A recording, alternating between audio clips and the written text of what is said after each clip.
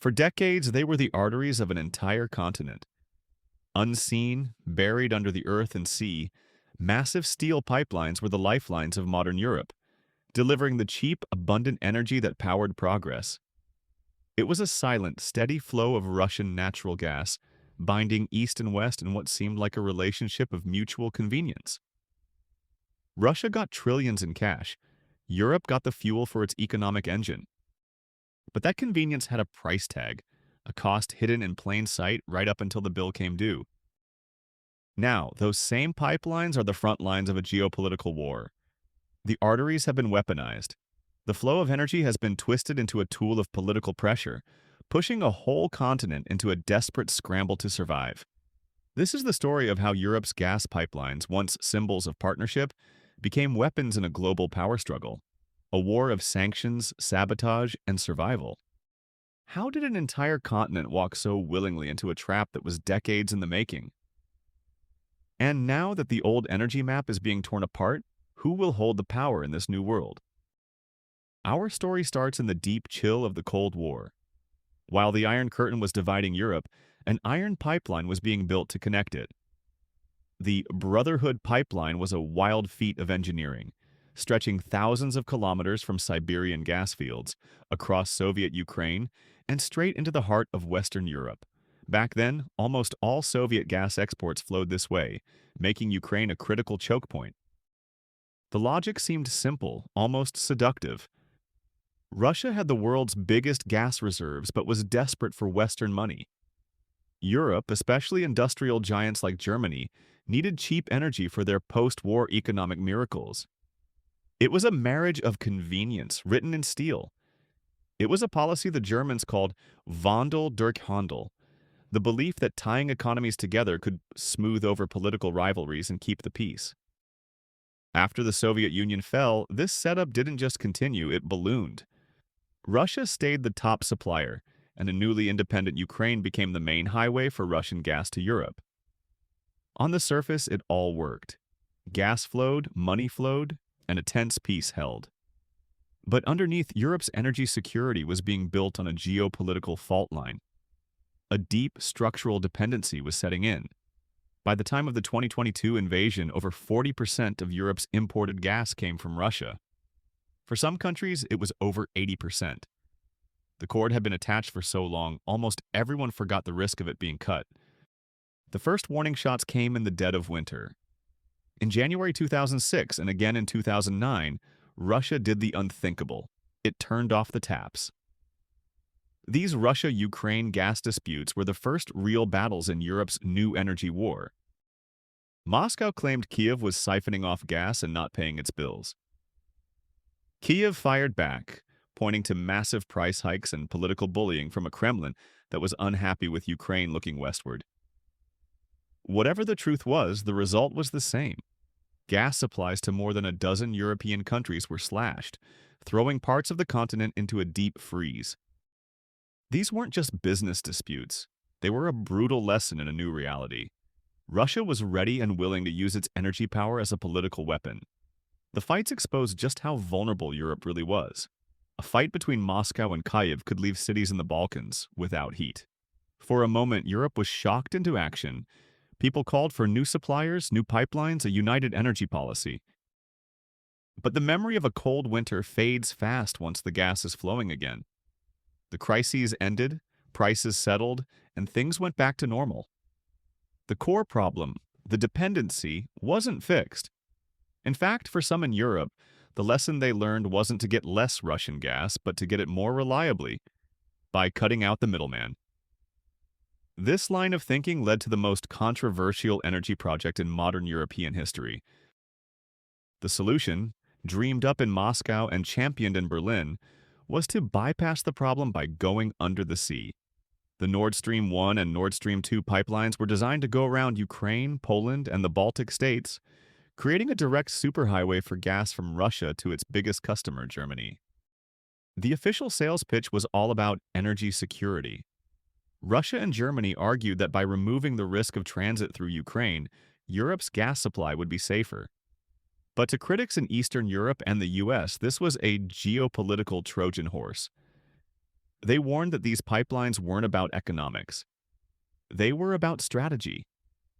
They would accomplish two of Moscow's biggest goals. First, make Europe even more dependent on its gas, and second, strip Ukraine of its strategic importance, taking away billions in transit fees and leaving it wide open to Russian aggression. The warnings were loud and clear.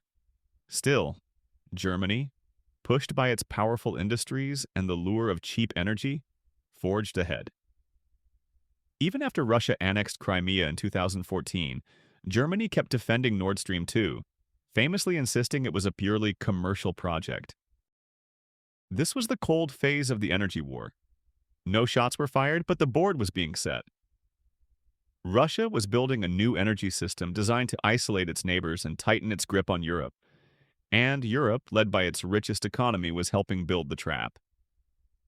The stage was set for the final, catastrophic act. On February 24, 2022, the Cold War over pipelines turned hot. As Russian tanks rolled into Ukraine, the Kremlin finally unleashed the energy weapon it had been sharpening for decades. The strategy was simple: use Europe's addiction to gas to break its political will and stop it from helping Ukraine. Immediately, the gas flowing through Nord Stream 1 started to sputter. The Russian state energy company Gazprom rolled out the excuses: technical problems, delayed maintenance, sanctions. But to European leaders, it was obvious this was economic warfare. Every turn of the valve in Russia was a calculated move to make prices skyrocket, create panic, and test the continent's unity. Then, in September 2022, things took a dramatic and irreversible turn. Deep in the Baltic Sea, a series of underwater explosions ripped through both the Nord Stream 1 and Nord Stream 2 pipelines. Methane gas boiled to the surface in a massive plume you could see from space. It was a shocking act of industrial sabotage. The physical lifelines that had tied Russia and Europe together for a generation were severed. The explosions were the point of no return, a tombstone for the era of Wandel der Candle. Investigations have been a tangled mess of conflicting claims, but whether the blame lies with Russia, Ukraine, or another party, the message was terrifyingly clear. The pipelines weren't just tools of influence anymore. They were targets. The energy war had become brutally real. Europe was cut off, facing a winter of terrifying uncertainty. The sabotage of Nord Stream plunged Europe into its worst energy crisis in generations.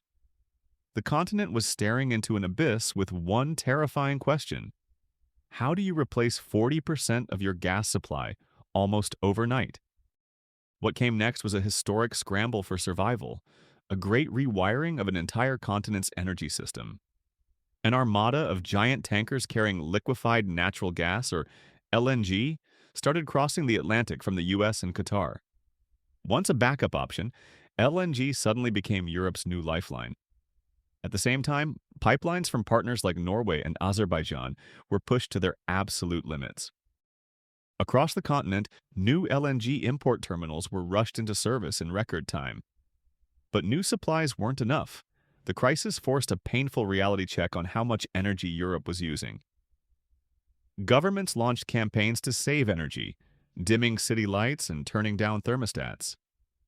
Sky-high prices forced factories to cut production or shut down completely. It was a messy, painful, and expensive divorce from Russian gas. Meanwhile, in Brussels, policymakers were scrambling to put a plan on paper. The Repower EU plan was launched, a massive initiative with one clear goal: end all dependence on Russian fossil fuels by focusing on new suppliers, a huge push for renewable energy, and better energy efficiency. Europe made it through the first winters, but the cost was staggering, triggering massive inflation and economic pain. It turns out breaking an addiction is necessary, but it's never painless. It's now late summer of 2025. The energy map of Europe has been redrawn, likely for good. The final nail in the coffin of the old system came at the start of this year.